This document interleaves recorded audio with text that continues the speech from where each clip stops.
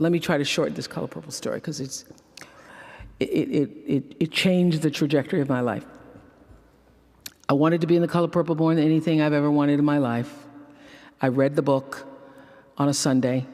I got up, went back to the bookstore, got every other copy of the book. I passed it out to everybody I knew. I was clearly obsessed about the Color Purple. People see me come and go, here she comes, talking about the Color Purple.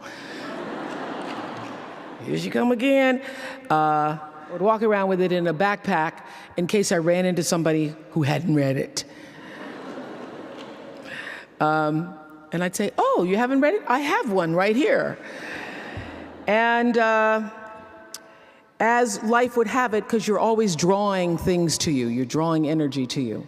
Out of nowhere, supposedly, coincidence, no such thing, but I get a call from a casting agent saying that they're casting for this movie called Moonsong. And I said, are you sure it's not The Color Purple?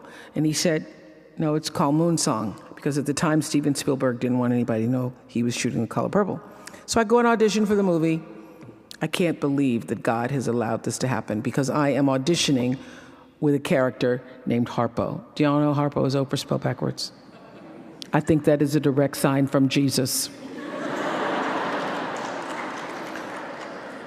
That not only am I now auditioning, I'm auditioning with somebody named Harpo. Amazing. When all I'd really asked God, I said, God, please help me get in this movie. Help me get in this movie. I don't know anybody in the movies. I'm in Chicago doing a show called AM Chicago.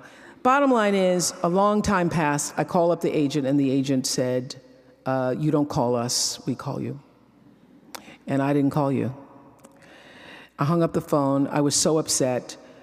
I decided to go to Fat Farm. I know they hate me because I'm fat. I said, I'm going to go and I'm going to lose weight. And I'm going to try to release this obsession that I have with The Color Purple. I'm going to try to let that go.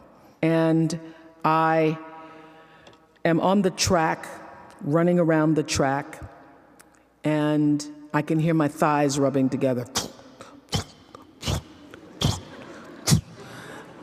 And I start crying because, oh gosh, now my thighs are rubbing together and it's raining and my hair is getting wet. So I started to pray.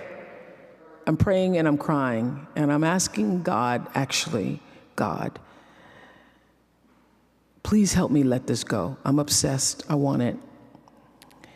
Reuben Cannon had told me that real actresses had auditioned for that part and that I wasn't a real actress, and that Alfred Woodard had just left his office. So I thought, for sure, Alfred Woodard's gonna get that part. And I'm running around the track praying and crying. And the way prayer works is you could pray, but if you don't release it, if you don't surrender it, it goes nowhere. It's just you talking to yourself. So I started singing this song. Do you know the song? I surrender all. I surrender all to thee, my blessed Savior.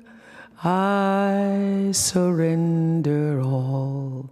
I sang and I prayed and I cried until I could release the pain, the suffering of the rejection that Reuben Cannon had caused me by telling me that I don't call you. And then I realized, oh, I'm still carrying it around, so I won't be able to go to see the movie, so I'm gonna now pray that I can bless Alfred Woodard in the movie. Please don't let me have now a grudge against Alfred Woodard who took my movie.